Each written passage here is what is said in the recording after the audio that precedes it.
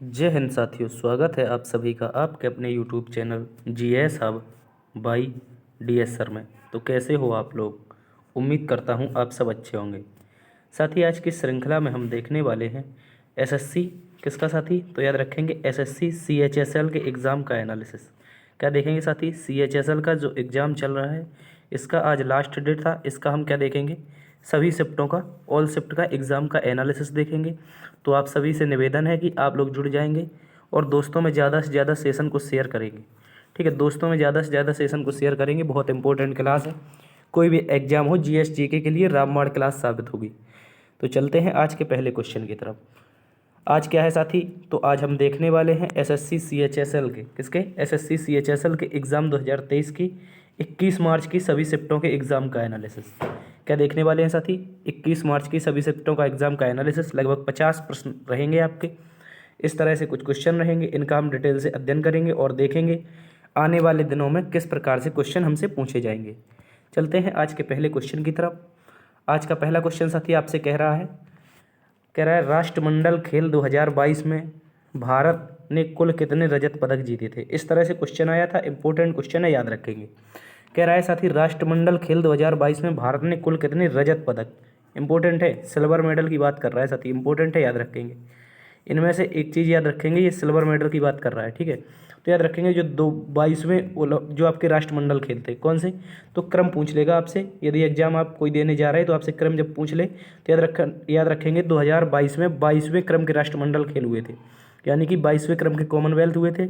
इनका जो आयोजन हुआ था ये बर्मिंघम में हुआ था। कहाँ पर साथी? भ्रम मिसप्रिंट हो गया है, आप याद रखेंगे जो आपका बर्मिंघम है, कहाँ पर? तो बर्मिंघम इंग्लैंड में इसका आयोजन होता है।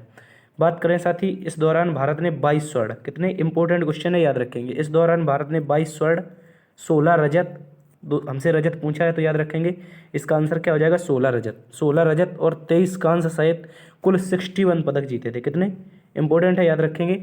भारत ने 22 गोल्ड, 16 सिल्वर और आपके 23 ब्रॉन्ज सहित कुल 61 मेडल जीते। इस दौरान भारत चौथे स्थान पर रहा था। इंपॉर्टेंट है, याद रखेंगे। भारत कौन से स्थान पर रहा था? तो भारत की रैंक आई थी साथी 4th, इंपॉर्टेंट है, याद रखेंगे। लेकिन बात करें भारत का कॉमनवेल्थ में सर्वश्रेष्ठ प्रदर्शन की, अगर बात करें भारत के कॉमनवेल्थ में यदि पूछे साथी सर्वश्रेष्ठ प्रदर्शन कब रहा, तो याद रखेंगे 2010 में जो कॉमनवेल्थ गेम हुए थे। इंपॉर्टेंट है, याद रखेंगे 2010 में जो कॉमनवेल्थ गेम हुए थे उसमें भारत ने कुल 101 पदक जीते थे। कितने? 101 पदक जीते थे। ये भारत का सर्वश्रेष्ठ प्रदर्शन है 2010 में। और इनका आयोजन कहाँ पर हुआ था? तो याद रखेंगे साथी दिल्ली में इनका आयोजन हुआ था। इंपॉर्टेंट है, ये याद रखेंगे। कहाँ पर होता है? दिल्ली में। क्योंकि इसमें सुनने को आता है कि जब जांच हुई थी तो इसमें घोटाला किया गया था, इसलिए भारत ने 101 पदक जीते थे। ठीक है, याद रखेंगे। इसके अलावा बात करें 2022 के जो कॉमनवेल्थ हुए थे इसमें फर्स्ट स्थान पर कौन रहा? तो याद रखेंगे साथी फर्स्ट स्थान पर इसमें ऑस्ट्रेलिया आया था। कौन आया था? तो याद रखेंगे ऑस्ट्रेलिया इसमें प्रथम स्थान पर आता है। भारत आपका चौथे स्थान पर आता है। बात करें भारत के सिल्वर में, एक सिल्वर इंपॉर्टेंट है क्योंकि पहली बार क्रिकेट को शामिल किया गया था। किसको साथी? तो याद रखेंगे पहली बार क्रिकेट को शामिल किया जाता है और इसमें भारतीय महिलाओं के द्वारा T20 के रूप में क्रिकेट को शामिल होता है। इसमें T20 में बर्मिंघम में क्या जीतती हैं भारतीय महिलाएं? सिल्वर मेडल जीतती हैं। इंपॉर्टेंट है, याद रखेंगे। तो कितने रजत पदक जीते हमने? 16 रजत पदक इज द राइट आंसर। चलते हैं आज के अगले क्वेश्चन की तरफ। आज का साथी अगला क्वेश्चन हमसे पूछा था 1930 में नोबेल पुरस्कार से किसे सम्मानित किया गया? इस तरह से कुछ क्वेश्चन आया था, एक स्टूडेंट ने भेजा था कि साथी ये इस तरह से क्वेश्चन था, कह रहा था सर 1930 में नोबेल पूछा था। ठीक है, तो याद रखेंगे जो नोबेल था 1930 का, ये भारत के प्रसिद्ध भौतिक विज्ञानी, कौन सी प्रसिद्ध वैज्ञानिक थे भौतिकी शास्त्र के? ठीक है, तो याद रखेंगे चंद्रशेखर वेंकट रमन। इनको हम CV रमन के नाम से भी जानते हैं। किस नाम से साथी? तो याद रखेंगे CV रमन के नाम से भी जानते हैं। इंपॉर्टेंट है, याद रखेंगे। भौतिकी के प्रसिद्ध भारतीय वैज्ञानिक थे CV रमन। इन्होंने रमन प्रभाव की खोज की थी। किसकी? रमन प्रभाव की खोज के लिए वर्ष 1930 में साथी, वर्ष 1930 में इन्हें क्या मिला था? नोबेल अवार्ड मिला था। तो इंपॉर्टेंट है, याद रखेंगे। नोबेल अवार्ड 1930 में मिलता है। किस क्षेत्र में? तो फिजिक्स के क्षेत्र में।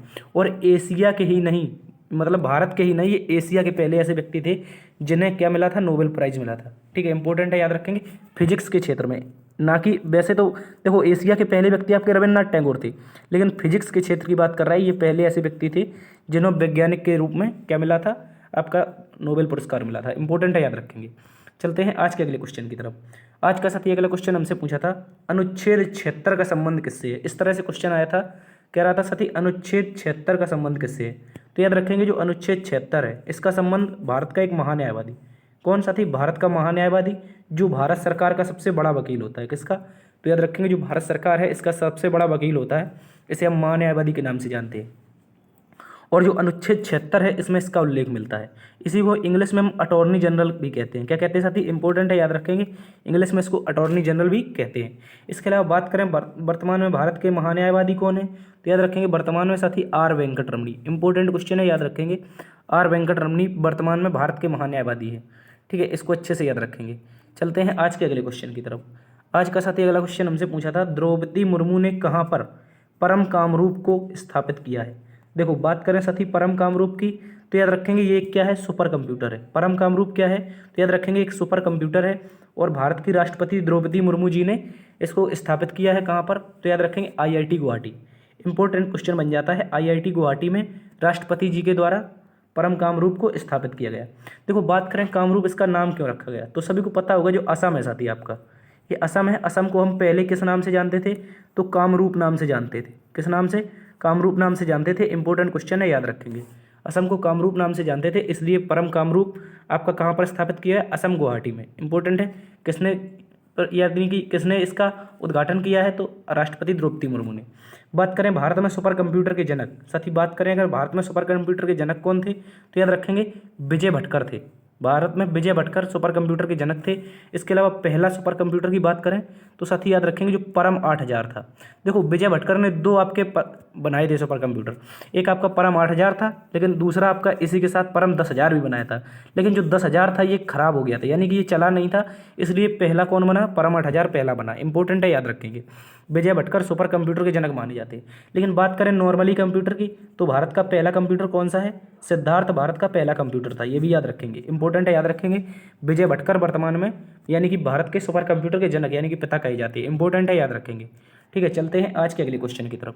आज का साथी अगला क्वेश्चन याद रखेंगे, बैडमिंटन में विश्व खिताब जीतने वाला पहला भारतीय कौन था? इस तरह से क्वेश्चन आया था साथी, इंपॉर्टेंट क्वेश्चन है, याद रखेंगे, बैडमिंटन में विश्व कप का खिताब जीतने वाला पहला भारतीय कौन था? इस तरह से क्वेश्चन आया था। तो याद रखेंगे जो प्रकाश पादुकोण थे, आप जानते होंगे दीपिका पादुकोण को। दीपिका पादुकोण के पिता का नाम है प्रकाश पादुकोण, और ये भारत के एक स्टार बैडमिंटन खिलाड़ी रह चुके हैं। ये इंपॉर्टेंट क्वेश्चन है, याद रखेंगे, जो प्रकाश पादुकोण है भारत के एक स्टार बैडमिंटन खिलाड़ी रह चुके हैं, इनको याद रखेंगे। ये एकमात्र ऐसे खिलाड़ी थे जिन्होंने 1981 में क्या जीता था? बैडमिंटन का विश्व कप जीता था। इंपॉर्टेंट है, याद रखेंगे, कौन सा विश्व कप? बैडमिंटन का विश्व कप 1981 में जीता था। इंपॉर्टेंट है, याद रखेंगे। लेकिन बात करें इसके अलावा इन्होंने 1980 में ऐसे पहले भारतीय बने थे जिन्होंने ऑल इंग्लैंड बैडमिंटन टूर्नामेंट भी जीता था। ये भी क्वेश्चन इंपॉर्टेंट हो जाता है, कह रहा है जो 1980 में ऐसे पहले भारतीय खिलाड़ी बने थे जिन्होंने ऑल इंग्लैंड बैडमिंटन टूर्नामेंट भी जीता था। ठीक है, इसको याद रखेंगे, ये ऐसे पहले खिलाड़ी बने थे। इसके अलावा बात करें 1978 में इन्होंने राष्ट्रमंडल खेलों में भी हिस्सा लिया। किसमें? जो कॉमनवेल्थ थे 1978 में इन्होंने हिस्सा लिया, और इन्होंने इसमें क्या जीता था साथी? गोल्ड मेडल जीता था। इंपॉर्टेंट क्वेश्चन है, याद रखेंगे, इसमें क्या जीता था? गोल्ड मेडल जीता था। इसको अच्छे से याद रखेंगे। तो बात करें प्रकाश पादुकोण की, तो याद रखेंगे ये स्टार बैडमिंटन खिलाड़ी रह चुके हैं। 1981 में T20 बैडमिंटन विश्व कप, इसके अलावा ऑल इंग्लैंड विश्व cup, all England badminton championship, इसके अलावा 1978 में क्या जीता था? राष्ट्रमंडल खेलों में गोल्ड मेडल। इंपॉर्टेंट है, याद रखेंगे इनके बारे में। इन्हीं की पुत्री कौन है साथी? दीपिका पादुकोण। आप जानते होंगे दीपिका पादुकोण जो रणबीर कपूर के साथ शादी की है इन्होंने। ठीक है, तो चलते हैं आज के अगले क्वेश्चन की तरफ। आज का साथी अगला क्वेश्चन पूछा गया था, कुवैत की मुद्रा क्या है? इंपॉर्टेंट क्वेश्चन है, याद रखेंगे, कह रहा था साथी कुवैत की मुद्रा क्या है? तो जो कुवैत की मुद्रा है इसको हम साथी कुवैती दीनार के नाम से जानते हैं। किस नाम से? कुवैती दीनार के नाम से जानते हैं। अति महत्वपूर्ण क्वेश्चन है। क्यों कुछ महत्वपूर्ण है? तो याद रखेंगे ये दुनिया की सबसे शक्तिशाली मुद्रा है। जो कुवैती दीनार है साथी, ये दुनिया की सबसे शक्तिशाली मुद्रा है। देखो आपके दिमाग में जहन में क्वेश्चन आता होगा, सर ये तो डॉलर सबसे शक्तिशाली है। सर ये डॉलर शक्तिशाली नहीं है, ये तो $1 में लगभग 82 रुपये में आ जाती है $1। लेकिन जो कुवैती दीनार है ये साथी आपकी 265 रुपये में एक आती है। इंपॉर्टेंट है, जो कुवैती दीनार है 265 रुपये के बराबर है, और जो डॉलर है ये तो आपका 82 रुपये ही है। ठीक है, तो याद रखेंगे दुनिया की सबसे शक्तिशाली मुद्रा कौन हो जाएगी? आपकी कुवैती दीनार। ठीक है, इसको अच्छे से याद रखेंगे। भारतीय रुपयों में एक कुवैती दीनार की कीमत कितनी है? 265 रुपये है। इंपॉर्टेंट है, याद रखेंगे। ठीक है, अच्छे से। कुवैती दीनार कहाँ की? कुवैत की मुद्रा है, और ये दुनिया की सबसे शक्तिशाली है। चलते हैं आज के अगले क्वेश्चन की तरफ।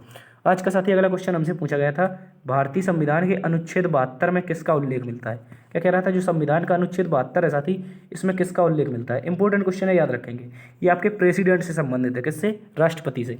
जो आपका अनुच्छेद 72 है ये कहता है कि राष्ट्रपति जो है इसके द्वारा क्षमादान की शक्तियों का उल्लेख मिलता है। राष्ट्रपति यानी कि कोई भी आपका सुप्रीम कोर्ट है जैसे, वो फैसला सुना देता है, लेकिन जब वो जो अपराधी होगा वो याचिका दायर करके राष्ट्रपति से कहेगा कि हमें क्षमादान दीजिए, तो राष्ट्रपति क्या करेगा, कोई भी आपको या मृत्युदंड हो या मार्शल लॉ हो, कुछ भी हो, राष्ट्रपति सबको समाप्त कर देता है। इंपॉर्टेंट है, अनुच्छेद 72 के अनुसार भारत का राष्ट्रपति के हाथ में क्या है, क्षमादान की शक्तियों का उल्लेख मिलता है। इसके अलावा बात करें राज्यपाल के पास, जो संविधान का अनुच्छेद 161 है, कौन सा थी, जो अनुच्छेद 161 है, इसमें जो राज्य का राज्यपाल होता है, कौन सा थी, इंपॉर्टेंट है, याद रखेंगे। जो राज्य का राज्यपाल होता है इसके पास भी क्षमादान की शक्तियाँ हैं, कौन सी, तो क्षमादान की शक्तियाँ तो राज्यपाल के पास भी हैं, लेकिन जो राज्यपाल होता है ये मृत्युदंड को माफ़ नहीं कर सकता, ये आपकी सज़ा कम कर देगा, ठीक है, सज़ा को तब्दील करवा देगा, लेकिन मृत्युदंड को ना तो तब्दील कर सकता है ना तो माफ़ कर सकता है। इंपॉर्टेंट है, याद रखेंगे। राज्यपाल 161 के तहत जो राष्ट्रपति होता है ये अनुच्छेद 72 के तहत कुछ भी माफ़ कर सकता है, ठीक है, अच्छे से याद रखेंगे। राष्ट्रपति की क्षमादान की शक्तियों का उल्लेख किसमें मिलता है, अनुच्छेद 72 में। चलते हैं आज के अगले क्वेश्चन की तरफ। आज का साथी अगला क्वेश्चन हमसे पूछा गया था, नील आंदोलन किस वर्ष किया गया था? इस तरह से क्वेश्चन आया था, जो नील आंदोलन है इसको याद रखेंगे साथी, ये किस वर्ष किया गया था?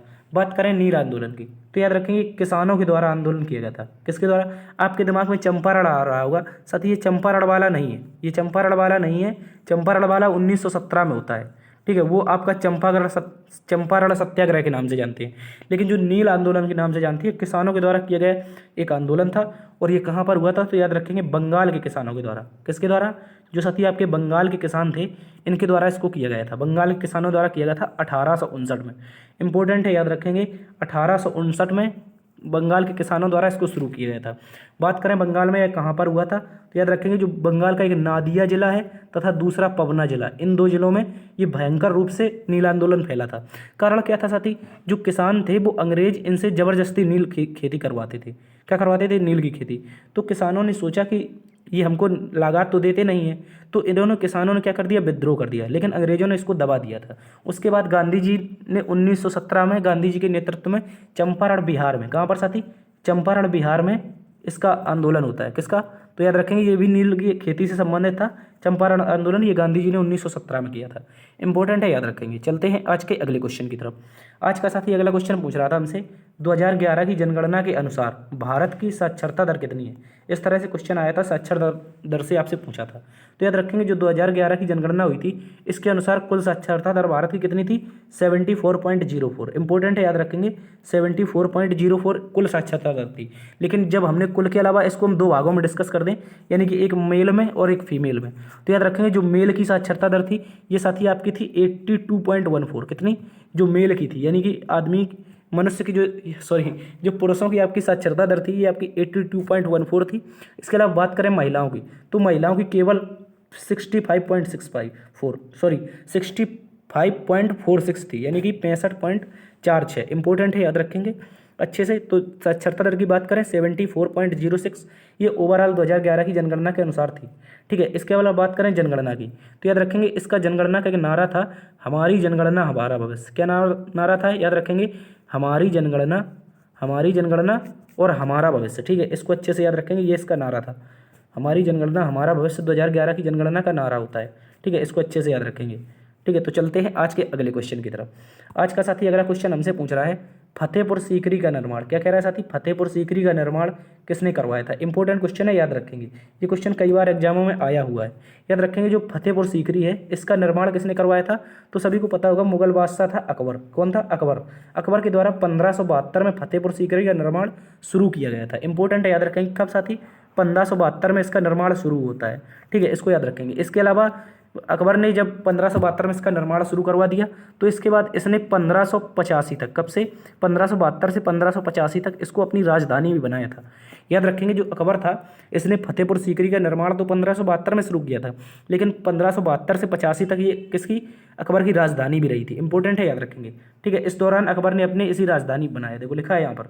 इसके अलावा बात करें फतेहपुर सीकरी की, तो याद रखेंगे दुनिया का सबसे ऊंचा बुलंद दरवाजा स्थित है। कौन सा थी? याद रखेंगे फतेहपुर जो सीकरी है, यहीं पर आपका क्या है, दुनिया का सबसे ऊंचा बुलंद दरवाजा स्थित है। बात करें बुलंद दरवाजा की तो याद रखेंगे अकबर को इसने किस पर बनवाया था, तो जो गुजरात विजय थी, इंपॉर्टेंट है याद रखेंगे। गुजरात विजय को याद रखने के लिए अकबर ने क्या किया था, तो याद रखेंगे बुलंद दरवाजा का निर्माण करवाया था। जो गुजरात विजय थी इसको याद करने के लिए क्या बनवाया था, बुलंद दरवाजा का निर्माण करवाया था। और याद रखेंगे जो गुजरात विजय थी ये अकबर की सबसे तीव्रगामी विजय थी। कैसी, तीव्रगामी विजय थी। इंपॉर्टेंट है याद रखेंगे, कैसी विजय थी, तीव्रगामी। अकबर ने फतेहपुर सीकरी का निर्माण 1572 में करवाया। इस दौरान अपनी राजधानी क्या बनाई, फतेहपुर सीकरी बनाई। ठीक है, इंपॉर्टेंट है याद रखेंगे। चलते हैं आज के अगले क्वेश्चन की तरफ। आज का साथी अगला क्वेश्चन हमसे कह रहा है अनुच्छेद 143, क्या कह रहा है, अनुच्छेद 143 का संबंध किससे है। दिमाग नहीं लगाने का ज़्यादा, ठीक है, वरना दिमाग में लगाना। अनुच्छेद 143 पूछा है यहाँ पर, वरना आप कुछ और दिमाग लगा बैठो। ठीक है, तो याद रखेंगे जो अनुच्छेद 143 है साथी, ये भारतीय संविधान के अनुच्छेद 143 में क्या है, राष्ट्रपति को सुप्रीम कोर्ट सलाह देगा। इंपॉर्टेंट है याद रखेंगे। जो अनुच्छेद 143 है इसमें जो सुप्रीम कोर्ट होता है ये राष्ट्रपति को क्या देता है, परामर्श देने हेतु विचार रखता है। ठीक है, इंपॉर्टेंट है याद रखेंगे। सुप्रीम कोर्ट क्या देगा, निर्णायक कोई मामला है जैसे उसमें क्या देगा, राष्ट्रपति को परामर्श देगा। ठीक है, कि इस तरह से इस तरह कर लीजिए आप, तो राष्ट्रपति, लेकिन याद रखेंगे जरूरी नहीं है जो सुप्रीम कोर्ट ने कह दिया कि आप इस तरह से परामर्श करिए, लेकिन इसमें राष्ट्रपति बाध्य नहीं होगा। राष्ट्रपति माने अथवा न माने ये बात राष्ट्रपति के ऊपर निर्भर करती है। ठीक है, विचार विमर्श तो कर सकता है सुप्रीम कोर्ट, लेकिन लागू नहीं होगा, यानी कि राष्ट्रपति इस सलाह के लिए बाध्य नहीं होगा। ठीक है, इंपॉर्टेंट है याद रखेंगे अनुच्छेद 143। ठीक है, चलते हैं आज के अगले क्वेश्चन की तरफ। आज का साथी अगला क्वेश्चन हमसे कह रहा है, एक मिनट, अगला क्वेश्चन साथी कह रहा है हमसे जो भूटान है साथी, भूटान की आधिकारिक भाषा सबसे अधिक बोले जाने वाली कौन सी है। याद रखेंगे जो भूटान की आधिकारिक सबसे अधिक बोली जाने भाषा कौन सी है। इंपॉर्टेंट है याद रखेंगे। भूटान की भाषा के बारे में बात करें तो याद रखिए जोंगखा भाषा है। कौन सी, जोंगखा भाषा, ये भूटान की सर्वाधिक बोले जाने वाली भाषा है। बात करें भूटान की तो ये एक लैंड लॉक कंट्री है। कैसी है, लैंड लॉक कंट्री है। इंपॉर्टेंट है याद रखेंगे। कैसी कंट्री है साथी, ये आपकी लैंड लॉक कंट्री है।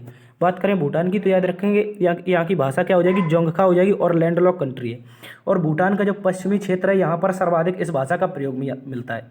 याद रखेंगे जो भूटान है इसकी कोई पर्टिकुलर भाषा तो जोंगखा है, लेकिन इसके अलावा बहुत सारी भाषाएं इसमें बोली जाती हैं। इसमें लगभग 20 से अधिक भाषाएं बोली जाती हैं। कितनी, भूटान ऐसा देश है जहाँ पर 20 से अधिक भाषाएं बोली जाती हैं। इंपॉर्टेंट है याद रखेंगे। बात करें भूटान की तो यहाँ की मुद्रा हो जाएगी गुल्ट्रुम। क्या हो जाएगी साथी, मुद्रा गुल्ट्रुम, तथा इसकी राजधानी थिम्पू हो जाएगी। इंपॉर्टेंट है याद रखेंगे। भूटान की मुद्रा गुल्ट्रुम तथा राजधानी थिम्पू। और याद रखेंगे जो भूटान देश है इसकी रक्षा कौन करता है, तो याद रखेंगे भारत की सेना करती है। कौन करती है, भारत की सेना करती है। भूटान के पास अपनी कोई सेना नहीं है। ठीक है, यहाँ पर राजशाही चलती है। कैसी, याद रखेंगे यहाँ पर क्या चलता है, जो तो राजशाही चलती है। इंपॉर्टेंट है याद रखेंगे। चलते हैं आज के अगले क्वेश्चन की तरफ। आज का साथी अगला क्वेश्चन हमसे पूछा था हिंदू धर्म में कुल कितने भेद होते हैं। इस तरह से क्वेश्चन आया था, कह रहा था हिंदू धर्म में कुल कितने भेद, नहीं साथी वेद होते हैं। ठीक है, वेद पूछा था यहाँ पर, ये मिसप्रिंट हो गया है। कह रहा है हिंदू धर्म में कुल कितने वेद होते हैं। तो याद रखेंगे हिंदू धर्म जो होता है इसमें कुल 4 वेद होते हैं। कितने साथी, 4 वेद होते हैं। बात करें इन वेदों की तो ऋग्वेद, यजुर्वेद, सामवेद और अथर्ववेद। कौन सा, ऋग्वेद, यजुर्वेद, सामवेद और अथर्ववेद, ये 4 वेद होते हैं। बात करें इनके सबसे प्राचीन वेद की तो याद रखेंगे साथी जो ऋग्वेद है, ऋग्वेद सबसे प्राचीन वेद है। और याद रखेंगे इसमें साथी 1 यानी कि 1128 1028 कितने सूक्तियाँ हैं। याद रखेंगे जो अनुच्छेद नहीं, आपका ऋग्वेद जो है इसमें कुल कितनी सूक्तियाँ हैं साथी, ये आपकी 1028 सूक्तियाँ हैं। और इसमें 10 मंडल पाए जाते हैं। कितने मंडल, तो याद रखेंगे 10 मंडल पाए जाते हैं। और तीसरा मंडल आप बताएंगे किसको समर्पित है, कमेंट बॉक्स में छाप के बताएंगे तीसरा मंडल किसको समर्पित है। एक कमेंट कर दीजिए। ठीक है, तीसरा मंडल किसको समर्पित है। इंपॉर्टेंट है याद रखेंगे। बात करें सबसे प्राचीन वेद ऋग्वेद, इसके बाद सबसे नवीनतम वेद आपका अथर्ववेद हो जाएगा। कौन सा सबसे नवीनतम पूछ ले लेटेस्ट, तो अथर्ववेद हो जाएगा। इंपॉर्टेंट है याद रखेंगे। इसके अलावा याद रखेंगे इसके अतिरिक्त भी हिंदू धर्म में क्या है, 6 शास्त्र हैं और 18 पुराण भी मिलते हैं। ठीक है, 6 शास्त्र और 18 पुराण मिलते हैं। और पुराणों में सबसे पुराना पुराण कौन सा है, याद रखेंगे पुराणों में सबसे पुराना पुराण कौन सा हो जाएगा, तो याद रखेंगे मत्स्य पुराण। ये क्वेश्चन आपसे पूछा जाता है साथी, पूछ लेगा आपसे सबसे पुराना पुराण कौन सा है, तो सभी याद रखेंगे जो मत्स्य पुराण है साथी ये आपका सबसे पुराना पुराण है। कैसा है, तो सबसे पुराना पुराण आपका मत्स्य पुराण हो जाएगा। इंपॉर्टेंट है याद रखेंगे। चलते हैं आज के अगले क्वेश्चन की तरफ। आज का साथी अगला क्वेश्चन हमसे पूछा था गांधी जी जब भारत आए तो उनकी उम्र क्या थी। देखो ये क्वेश्चन SSC GD भी पूछ चुका है आपसे। याद रखेंगे गांधी जी जब भारत आए तो उसकी उम्र क्या थी, तो गांधी जी राष्ट्रपिता जी की उम्र कितनी थी, तो याद रखेंगे गांधी जी जब भारत अफ्रीका से वापस आए कहाँ से आए? अफ्रीका से। तो इस समय इनकी उम्र हो चुकी थी 46 वर्ष, लगभग 46 वर्ष हो चुकी थी, लेकिन कंप्लीट 46 नहीं हुई थी। ठीक है, आपको ऑप्शन में दिया होगा 46 वर्ष। कितना दिया हुआ? 46 ईयर दिया होगा। ये क्वेश्चन आया था, याद रखेंगे। गांधी जी जब अफ्रीका से लौटे तो कितनी उम्र थी? 46 वर्ष। इसके अलावा बात करें गांधी जी की, तो 9 जनवरी 1915 को ये वापस आए थे। कब आए थे साथी? 9 जनवरी 1915 को वापस आए थे। और याद रखेंगे इसी याद में, इन्हीं की याद में प्रतिवर्ष प्रवासी भारतीय दिवस मनाते हैं। जो 9 जनवरी का दिन होता है साथी, इस दिन हम क्या मनाते हैं? प्रवासी भारतीय दिवस मनाते हैं, गांधी जी के वापस आने की खुशी में। ठीक है, इंपॉर्टेंट है, याद रखेंगे। इसके अलावा बात करें गांधी जी की, तो याद रखेंगे जो 9 जनवरी 1915 है, इसी के साथ आप याद रखेंगे साथी, थोड़ा सा याद रखेंगे, आप इसको याद रखेंगे, सॉरी। ठीक है, इसको याद रखेंगे, 9 जनवरी 1915 को गांधी जी भारत वापस आए थे। इसके अलावा आप बात करेंगे इस बार जब आप हमने क्या मनाया है? जो प्रवासी भारतीय दिवस मनाया है। क्या मनाया साथी? जो आपका इस बार प्रवासी भारतीय दिवस मनाया है, इसको याद रखेंगे। प्रवासी भारतीय दिवस आपका कब मनाया है? कहाँ पर मनाया है? तो याद रखेंगे मध्य प्रदेश में। इंपॉर्टेंट है, याद रखेंगे। इस बार हमने प्रवासी भारतीय दिवस साथी कहाँ पर मनाया है? मध्य प्रदेश में। सॉरी, इस थोड़ा सा मिसअंडरस्टैंडिंग हो गई थी। ठीक है, कह रहे हैं प्रवासी भारतीय दिवस इस बार हमने मध्य प्रदेश में मनाया है, और 9 जनवरी 1915 को। ठीक है, इसमें हमने गुआना के राष्ट्रपति, इंपॉर्टेंट है, याद रखेंगे, गुआना के राष्ट्रपति जो हैं मोहम्मद इरफान अली, इनको चीफ गेस्ट भी बनाया था।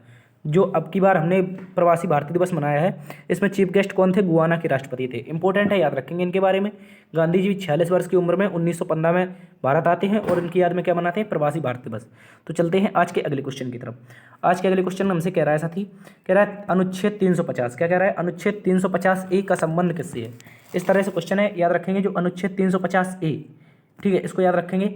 ये आपका किससे संबंधित है? जो भाषाई अल्पसंख्यक है। इंपॉर्टेंट है, भाषाई अल्पसंख्यकों से संबंधित है। इंपॉर्टेंट है, याद रखेंगे। बात करें इसमें क्या होता है? जो अल्पसंख्यक होते हैं साथी, इनके बच्चों की जो शिक्षा होती है, जो प्राथमिक चरण की इनकी शिक्षा होती है, वो इनकी मातृभाषा में होनी चाहिए। ये सरकार ने कहा है, जो बच्चों के, जो अल्पसंख्यक होते हैं, इनकी जो बच्चों की शिक्षा होती है, प्रारंभिक शिक्षा, इसको याद रखेंगे। ये अपनी किस चरण में होनी चाहिए? तो याद रखेंगे प्रारंभिक चरण की मातृभाषा के रूप में होनी चाहिए। यानी कि जैसे हम तमिल के हैं, कहाँ के? तमिल के हैं, तो जो कक्षा 1 से लेकर के 5 तक की भाषा होगी, ये आपकी शिक्षा तमिल में ही होगी। इस तरह से इन्होंने कहा है, जो आपके अल्पसंख्यक हैं, इनके लिए प्राथमिक चरण की शिक्षा मातृभाषा में प्रदान की जाएगी, या फिर प्रदान करने का राज्य प्रयत्न करेगा। इंपॉर्टेंट है, याद रखेंगे। ठीक है, तो चलते हैं आज के अगले क्वेश्चन की तरफ। आज का साथी अगला क्वेश्चन हमसे पूछा था, लिटिल मास्टर के नाम से किसे जाना जाता है? इस तरह से क्वेश्चन आया था। कह रहा था साथी, जो लिटिल मास्टर हैं, इसके नाम से किसे जानते हैं? तो याद रखेंगे, लिटिल मास्टर जो है, इनके भारत के एक पूर्व क्रिकेटर हैं। कौन है साथी? भारत के एक पूर्व क्रिकेटर सुनील गावस्कर जी को। किसको? इनको हम प्यार से सन्नी पाजी भी कहते हैं। तो याद रखेंगे, जो लिटिल मास्टर हैं, पूर्व क्रिकेटर सुनील गावस्कर जी को कहा जाता है। और इसके अलावा आपसे पूछ लेगा साथी, मास्टर ब्लास्टर किसे कहते हैं? देखो, ये तो बात थी लिटिल मास्टर की, लेकिन मास्टर ब्लास्टर पूछ दे, मास्टर ब्लास्टर पूछ दे, तो याद रखेंगे मास्टर ब्लास्टर हम किसे कहते हैं? सचिन तेंदुलकर को। किसको कहते हैं? तो याद रखेंगे सभी साथी, सचिन पाजी को क्या कहते हैं हम? मास्टर ब्लास्टर कहते हैं। इंपॉर्टेंट है, याद रखेंगे। और सुनील गावस्कर के बारे में एक बात याद रखेंगे, दुनिया के पहले ऐसे खिलाड़ी बने थे सुनील गावस्कर, जिन्होंने टेस्ट क्रिकेट के इतिहास में पहली बार 10,000 रन बनाए थे। इंपॉर्टेंट क्वेश्चन ऐसा थी, याद रखेंगे। जो आपके सुनील गावस्कर थे, ये टेस्ट क्रिकेट के इतिहास के ऐसे पहले खिलाड़ी थे जिन्होंने 10,000 रनों का जादुई आंकड़ा छुआ था। इंपॉर्टेंट है, इनके बारे में ये याद रखेंगे। तो लिटिल मास्टर के नाम से इन्हें जानते हैं। और जो 1983 का वर्ल्ड कप हुआ था, कब का? याद रखेंगे, जो 1983 का वर्ल्ड कप हुआ था, इसमें भी इन्होंने जीतने में अहम भूमिका निभाई थी। ठीक है, इंपॉर्टेंट है, याद रखेंगे। ये मतलब 1983 वर्ल्ड कप के भी सदस्य रहे। चलते हैं आज के अगले क्वेश्चन की तरफ। आज का साथी अगला क्वेश्चन हमसे कह रहा है, महाराष्ट्र में पश्चिमी घाट को किस नाम से जाना जाता है? इस तरह से क्वेश्चन आया था, जो महाराष्ट्र है, इसमें पश्चिमी घाट को किस नाम से जानते हैं? देखो, हमने कल डिस्कस किया था इसके बारे में। जो पश्चिमी घाट होता है साथी, इसे हम किस नाम से जानते हैं? एक अन्य नाम था इसका, सह्याद्री। क्या नाम था? सह्याद्री नाम से। यही आपको ऑप्शन दिया होगा। कह रहा था पश्चिमी घाट को किस नाम से जानते हैं? तो याद रखेंगे, सह्याद्री के नाम से जानते हैं। बात करें पश्चिमी घाट की, तो भारत में जैव विविधता के लिए एक हॉटस्पॉट है। इंपॉर्टेंट है, याद रखेंगे। जैव विविधता के लिए प्रमुख हॉटस्पॉट का कार्य करता है जो आपका पश्चिमी घाट है। और विश्व का हमने कल ही डिस्कस किया था, 8वें नंबर का सबसे बड़ा जैव विविधता के मामले में स्थान रखता है। और सर्वाधिक जैव विविधता कहाँ पर है? तो अमेजन वर्षा वन में है। कहाँ पर साथी? अमेजन वर्षा वन है। और ये कहाँ पर पाए जाते हैं? ये आपके ब्राज़ील देश में। कहाँ पर साथी? ये ब्राज़ील देश में पाए जाते हैं अमेजन वर्षा वन। यहाँ पर सर्वाधिक जैव विविधता है। और दुनिया में 8वें नंबर पर सर्वाधिक जैव विविधता कहाँ पर है? तो याद रखेंगे, पश्चिमी घाट में। इंपॉर्टेंट है, याद रखेंगे। चलते हैं आज के अगले क्वेश्चन की तरफ। आज का साथी अगला क्वेश्चन हमसे पूछा गया था, क्षुद्र ग्रह पट्टी किन दो ग्रहों के बीच स्थित है? क्या पूछ रहा था, क्षुद्र ग्रह जो पट्टी है साथी ये किन दो ग्रहों के बीच स्थित है। याद रखेंगे जो हमारा सौरमंडल है इसमें एक इस तरह से कुछ ग्रह पाए जाते हैं, इस तरह से कुछ ग्रह पाए जाते हैं इस क्रम में, ठीक है, इसको याद रखेंगे। इसके अलावा फिर आपकी पाई जाती है एस्ट्रॉइड बेल्ट, क्या पाई जाती है, एस्ट्रॉइड बेल्ट, ठीक है, यानी कि क्षुद्र ग्रह पट्टी पाई जाती है, इसको याद रखेंगे। फिर इस तरह से कुछ ग्रह पाए जाते हैं, इनको याद रखेंगे। कुल अब अपने सौरमंडल में कितने ग्रह हैं, तो याद रखेंगे 8 ग्रह हैं, ठीक है। इनमें से आपका बुध हो जाएगा पहले नंबर पर, क्या हो जाएगा, बुध। बुध के अलावा शुक्र, पृथ्वी, मंगल, ठीक है, और बृहस्पति, शनि, अरुण, वरुण, ठीक है, इंपॉर्टेंट है, याद रखेंगे। मंगल और जो बृहस्पति है साथी, जो मंगल और बृहस्पति है इनके बीच में क्या पाई जाती है, क्षुद्र ग्रह पट्टी। यहाँ पर आपका सन हो जाएगा, देखो इस तरह से सन के रूप में जो क्रम है यहाँ पर आपका सन हो जाएगा। इसके अलावा इनको याद रखेंगे, यहाँ पर सन हो जाएगा, फिर बुध आएगा, शुक्र आएगा, पृथ्वी आएगी, मंगल आएगा, बृहस्पति, शनि, अरुण, वरुण, इस तरह से ग्रह हैं, इनको याद रखेंगे। तो क्षुद्र ग्रह जो पट्टी होती है यानी कि एस्ट्रॉइड बेल्ट ये किन किन के मध्य पाई जाएगी, मंगल और बृहस्पति, इंपॉर्टेंट है, याद रखेंगे, ठीक है। और जो क्षुद्र ग्रह पट्टी होती है इसके जो इस तरह इस हिस्से के ग्रह हैं इनको कहते हैं आंतरिक ग्रह। क्या कहते हैं, जो क्षुद्र ग्रह की पट्टी सूर्य की तरफ के ग्रह हैं, सूर्य साइड के जो ग्रह हैं वो उनको क्या कहते हैं, आंतरिक ग्रह कहते हैं, और साथ ही इनको वाह ग्रह कहते हैं। इंपॉर्टेंट है, याद रखेंगे। आपको ऑप्शन बना के देगा निम्नलिखित में से कौन सा एक आंतरिक ग्रह नहीं है, तो आपको या तो ऑप्शन में मंगल मिलेगा, सॉरी, या तो आपको बृहस्पति मिलेगा या शनि मिलेगा, ठीक है। तो ये जो ग्रह हैं ये वाह ग्रह हैं, शनि, अरुण, वरुण, ये जितने भी ग्रह हैं ये आपके कैसे हैं, वाह ग्रह, वाह ग्रह हैं, ठीक है। जो आंतरिक ग्रह हैं बुध, शुक्र, पृथ्वी, मंगल, ये 4 हैं, इंपॉर्टेंट है, याद रखेंगे। चलते हैं आज के अगले क्वेश्चन की तरफ। आज का साथी अगला क्वेश्चन पूछा था, अल्लूरी सीताराम राजू, क्या पूछा था साथी, तो याद रखेंगे अल्लूरी सीताराम राजू को किस वर्ष गिरफ्तार किया गया था, इंपॉर्टेंट है, याद रखेंगे। अल्लूरी सीताराम राजू की बात करें साथी तो वर्ष 1924 में, कब, 1924 में इनको गिरफ्तार किया गया था, इंपॉर्टेंट है, याद रखेंगे, ठीक है। पुलिस के द्वारा इनको हिरासत में लिया और इसी के साथ रंपा विद्रोह, ये इंपॉर्टेंट क्वेश्चन बन जाता है, पूछ लेगा आपसे रंपा या फिर इम्पा, इस तरह से देता है, या तो रंपा ऑप्शन में देगा या फिर इम्पा देगा, तो याद रखेंगे या तो रंपा विद्रोह या फिर इम्पा विद्रोह। ये किसने चलाया था, इसमें अल्लूरी सीताराम राजू और इनके जो एक साथी थे कामाराम भीम, ठीक है, इंपॉर्टेंट है, याद रखेंगे।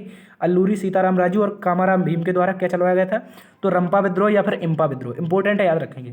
जब इनकी गिरफ्तारी हो जाती है तो इस तरह से ये विद्रोह भी समाप्त हो जाता है, याद रखेंगे। जो अल्लूरी सीताराम राजू और कामाराम भीम है इन्हीं के जीवन पर फिल्म RRR बनी है, कौन सी, जो RRR मूवी है ये इन्हीं के जीवन पर आधारित बनी है। और RRR का जो सॉन्ग है नाटू नाटू, इसने हाल ही में भारत का तिरंगा लहराया है और क्या जीता है, अकेडमी या फिर ऑस्कर अवार्ड जीता है, इंपॉर्टेंट है, याद रखेंगे, ठीक है। RRR मूवी किसके जीवन पर है, अल्लूरी सीताराम राजू और कामाराम भीम के ऊपर बनी हुई है। चलते हैं आज के अगले क्वेश्चन की तरफ। आज का साथी अगला क्वेश्चन हमसे कह रहा है 2023 में एशिया कप की मेजबानी कौन करेगा, इस तरह से क्वेश्चन है, याद रखेंगे। जो 2023 है इसमें एशिया कप की मेजबानी कौन करेगा, तो याद रखेंगे इसकी मेजबानी करेगा पाकिस्तान।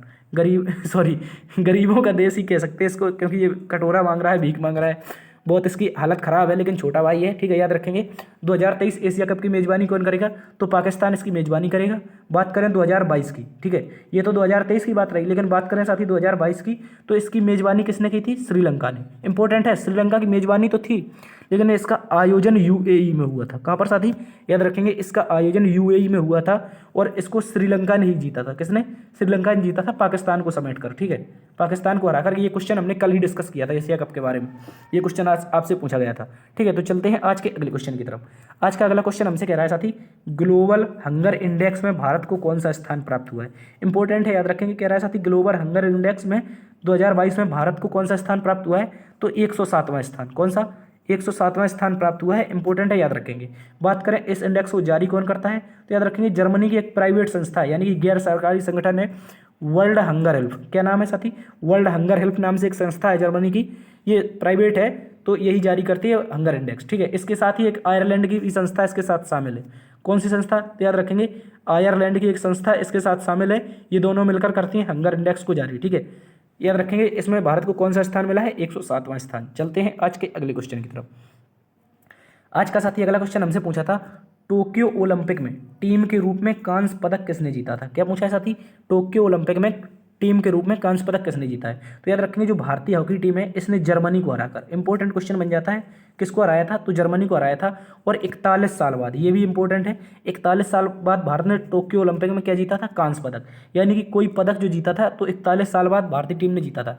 इससे पहले भारत ने 1980 में, कब, 1980 में गोल्ड मेडल जीता था। उसके बाद टोक्यो, यानी कि टोक्यो ही नहीं बल्कि कोई भी ओलंपिक में भारत ने कोई भी मेडल नहीं जीता था हॉकी में। जो हॉकी है इसमें 41 साल बाद 2021 में हमने क्या जीता है, तो याद रखेंगे ब्रॉन्ज मेडल जीता है, जर्मनी को हराया था। और ये भी याद रखेंगे पेनाल्टी शूट आउट में हराया था। किसमें? ये इंपॉर्टेंट नहीं है हालांकि फिर भी याद रख लेंगे, पेनाल्टी शूट आउट में हमने जर्मनी को हराया था। ठीक है, इसके अलावा बात करें ओलंपिक की, तो भारत ने इसमें कुल 7 पदक जीते थे। किसने साथी? इंपॉर्टेंट क्वेश्चन है, याद रखेंगे। भारत ने कुल कितने पदक जीते? तो 7 पदक जीते थे, और इसमें 1 गोल्ड, 2 सिल्वर, 4 ब्रॉन्ज शामिल थे। यानी कि कुल 7 पदक में कौन था? 1 2 4 मैंने कई बार डिस्कस किया हमने आपके साथ। तो एक गोल्ड हो जाएगा, 2 सिल्वर हो जाएंगे, 4 ब्रॉन्ज सहित कुल 7 पदक जीते थे। इंपॉर्टेंट है, याद रखेंगे। चलते हैं आज के अगले क्वेश्चन की तरफ। आज का साथी अगला क्वेश्चन पूछा था स्टैच्यू ऑफ इक्वलिटी। क्या पूछा था? स्टैच्यू ऑफ इक्वलिटी कहाँ स्थित है? इस तरह से क्वेश्चन आया था। तो याद रखेंगे जो स्टैच्यू ऑफ इक्वलिटी है ये साथी किसकी है? तो याद रखेंगे इक्वलिटी का मतलब ही क्या होता है? समानता। ठीक है, समानता की प्रतीक प्रतिमा है। तो याद रखेंगे जो समानता के लिए जिन्होंने कार्य किया हुआ उनके लिए बनी होगी। ठीक है, जो स्टैच्यू ऑफ इक्वलिटी है इंपॉर्टेंट है, याद रखेंगे। ये तेलंगाना की राजधानी हैदराबाद में स्थित है। कहाँ पर? हैदराबाद में स्थित है। और संत रामानुजाचार्य कौन किसकी है? तो याद रखेंगे संत रामानुजाचार्य की ये प्रतिमा है। संत रामानुजाचार्य ने समानता पर बल दिया था और छुआछूत को मिटाने का प्रयास किया था। तो याद रखेंगे इन्हीं के लिए भारत सरकार ने क्या बनाई है? स्टैच्यू ऑफ इक्वलिटी बनाई है। बात करें इसकी ऊंचाई की, तो याद रखेंगे इसकी ऊंचाई 216 फीट है। कितनी साथी? इंपॉर्टेंट क्वेश्चन बन जाता है। तो याद रखेंगे 216 फीट इसकी कुल ऊंचाई है स्टैच्यू ऑफ इक्वलिटी की। ठीक है, चलते हैं आज के अगले क्वेश्चन की तरफ। आज का साथी अगला क्वेश्चन पूछा था हमसे, हिमालय की कुल औसत ऊंचाई कितनी है? क्या पूछा था साथी? याद रखेंगे हिमालय की कुल औसत ऊंचाई कितनी है? तो याद रखेंगे जो हिमालय की औसत ऊंचाई है ये 6000 मीटर है। ये क्वेश्चन आया था आज। हिमालय से 2 क्वेश्चन थे, दोनों क्वेश्चन एक ही क्वेश्चन में हम आपके लिए लेकर आए हैं। कह रहा था जो हिमालय की औसत ऊंचाई है ये क्वेश्चन आया था। इसके अलावा साथी एक क्वेश्चन और आया था, पूर्व से लेकर पश्चिम तक हिमालय कुल कितनी दूरी में फैला हुआ है? तो याद रखेंगे पूर्व से पश्चिम तक हिमालय 2400 किलोमीटर की दूरी तक फैली एक पर्वत श्रृंखला है। और याद रखेंगे ये नवीन वलित पर्वत है। कैसा? नवीन वलित पर्वत। ठीक है, इसको याद रखेंगे। जो हिमालय की औसत ऊंचाई ये क्वेश्चन एक आया था, तो याद रखेंगे 6000 मीटर। इसके अलावा ये पूर्व से पश्चिम की ओर फैली हुई पर्वत श्रृंखला है जिसकी टोटल लंबाई कितनी है? तो 2400 किलोमीटर है। इंपॉर्टेंट है, याद रखेंगे। और नवीन वलित पर्वत है। ठीक है, इंपॉर्टेंट है, ये भी याद रखेंगे। नवीन वलित पर्वत है, इंपॉर्टेंट, अच्छे से याद रख लेंगे। चलते हैं आज के अगले क्वेश्चन की तरफ। आज का साथी अगला क्वेश्चन हमसे पूछा था, रिंक शब्दावली किस खेल से संबंधित है? क्या पूछा था? रिंक शब्दावली किस खेल से संबंधित है? तो याद रखेंगे रिंक जो शब्दावली है ये साथी आइस हॉकी से संबंधित है। किससे? आइस हॉकी से। इंपॉर्टेंट है, याद रखेंगे किससे संबंधित हो जाएगी? आइस हॉकी से संबंधित हो जाएगी। कौन सी शब्दावली? रिंक शब्दावली। ठीक है, अच्छे से याद रखेंगे। ठीक है, चलते हैं आज के अगले क्वेश्चन की तरफ। तो ये थी साथी आज की क्लास। उम्मीद करता हूँ आज का एनालिसिस और क्लास आपको पसंद आई होगी। यदि पसंद आई है तो लाइक जरूर करिए साथी। आप लाइक करेंगे, दोस्तों में सेशन को शेयर करेंगे। यदि आप चैनल पर नए हैं तो सब्सक्राइब जरूर कर लेंगे। चैनल पर यदि नए हैं तो सब्सक्राइब जरूर कर लेंगे। बहुत जल्द हम 500 पर पहुंचने वाले हैं। ठीक है, देखते रहिए GS बाय DS सर। मिलते हैं अगली वीडियो में, तब तक के लिए अपना ख्याल रखना। जय हिंद। लेकिन साथी एक बात और, आप एक बात बताएंगे कल से आपके लिए किस प्रकार की क्लासें शुरू की जाए? आप बताएंगे अग्निवीर की या फिर कोई और वैकेंसी की। ठीक है, इंपॉर्टेंट है, आप ये बता देंगे आपके लिए कल से कौन सी क्लासेस शुरू की जाएं। ठीक है, ये बता देंगे। ठीक है, देखते रहिए GS बाय DS सर। मिलते हैं अगली वीडियो में, तब तक के लिए अपना ख्याल रखना। जय हिंद।